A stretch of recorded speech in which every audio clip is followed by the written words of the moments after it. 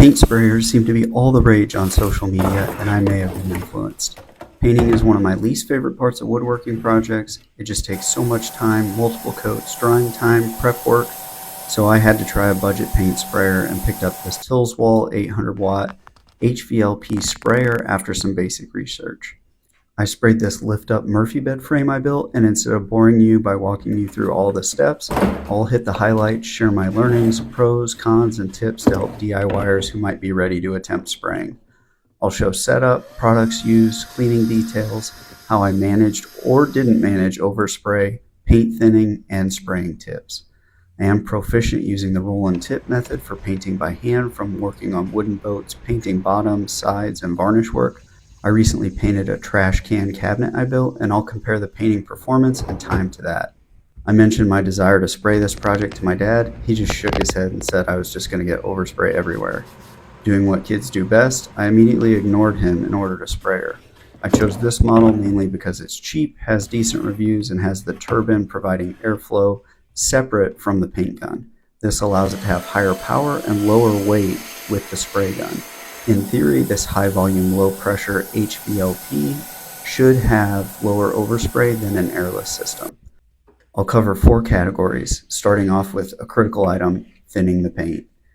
I sprayed Kills 2 as a budget primer for this Benjamin Moore advanced white paint. My research didn't help too much with thinning. You need to thin latex paints with clean water. I use distilled to help get small particles known as atomization and prevent nozzle clogging. My initial research on thinning percentage, which is done by volume, was widespread.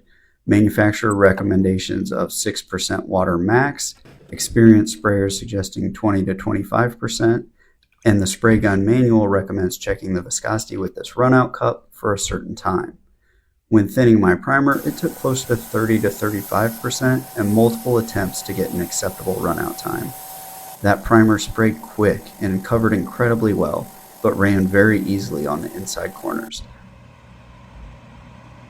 I quickly brushed those out before the paint dried. Moving to the Benjamin Moore, I thinned to only 20%, attempting to avoid runs, but I didn't spray enough and had less than ideal coverage. Then for my final coat with a new can, the paint was significantly thinner out of the can. The final coat went on well. I had 2 very minor runs.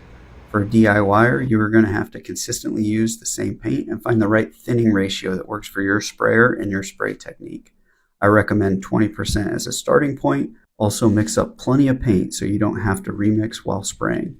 You may need to refill the gun, but stopping to remix did cause a slight clog that I had to wipe off before restarting.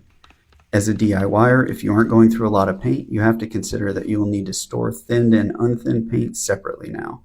That can take up a lot more storage space. You may also run into issues of older paint becoming thicker than new cans, which could make thinning consistently a bit of a challenge. Diving deeper into finish quality, I am impressed with the finish. It is challenging spraying more complex surfaces and getting an even coat, but quality paint will do the work and level nicely. While I wasn't able to get the perfect coat without any runs on this project, I am confident that with a few more attempts, I could get the thinning right and the spray technique to make it work.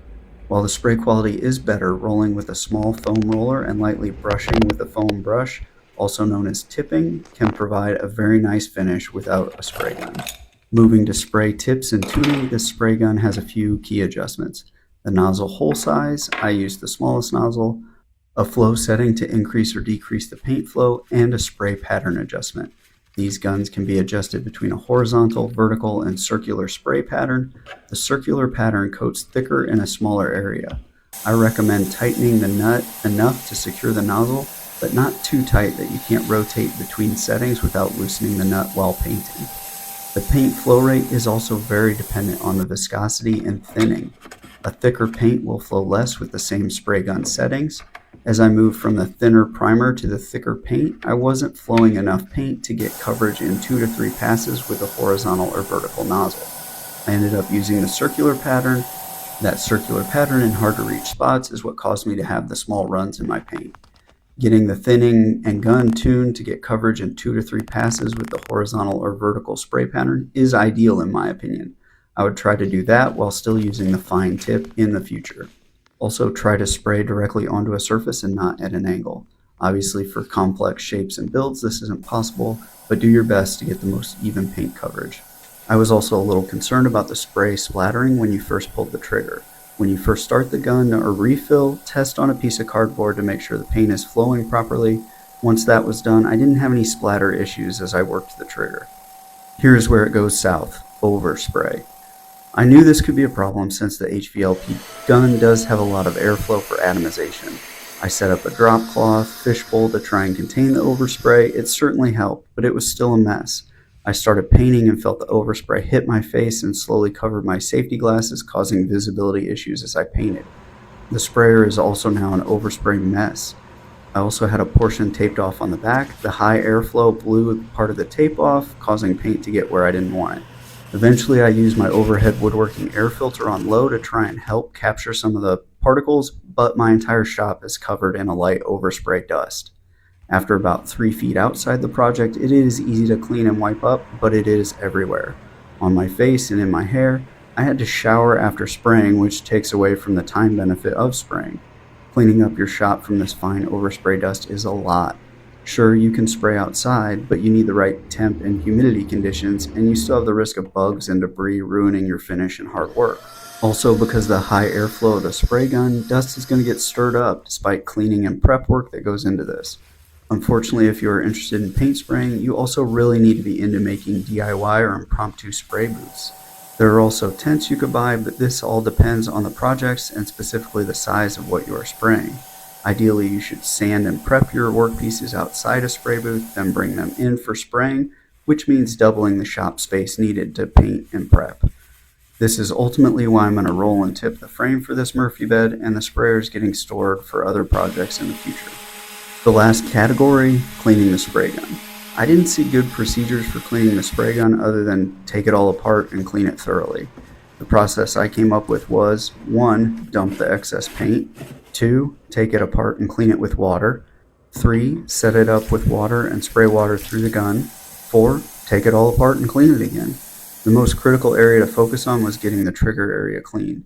This is hard to reach, so running a lot of water through that area is important.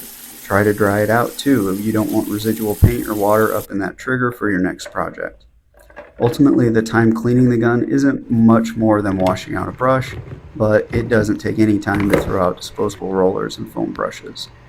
So where does DIY paint spraying make sense? Well, outdoor projects are great where overspray isn't an issue, or if weather conditions are ideal, spraying projects outside and moving inside could also be great.